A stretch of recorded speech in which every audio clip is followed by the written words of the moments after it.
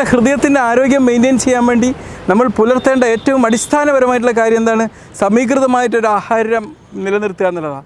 പഴവർഗ്ഗങ്ങൾ, പച്ചക്കറികൾ, നല്ല ലീൻ മീറ്റ്സ് എന്ന് പറയും, കോഴി, മത്സ്യങ്ങളൊക്കെ പോലത്തെ ലീൻ മീറ്റ്സ്, റെഡ് മീറ്റ്സ് അല്ല കേട്ടോ. ഇത് പിന്നെ പയറ് വർഗ്ഗങ്ങൾ, പിന്നെ പരിപ്പ് പോലത്തെ സംഭവങ്ങൾ നമ്മുടെ ഭക്ഷണത്തിൽ ഉൾപ്പെടുത്തുക എന്നുള്ളതാണ് നമ്മൾ അടിസ്ഥാനപരമായിട്ട് നമ്മുടെ ഈ ഹൃദയത്തോടുള്ള നമ്മുടെ ഈ ഒരു സ്നേഹം പ്രകടിപ്പിക്കാൻ വേണ്ടി നമ്മൾ ചെയ്യേണ്ടത്. ഹൃദയത്തിൻ്റെ ഈ ഒരു മാധുര്യം നഷ്ടപ്പെടുത്തുന്ന ഒരു കാര്യം കേട്ടോ മധുരപലഹാരങ്ങൾ.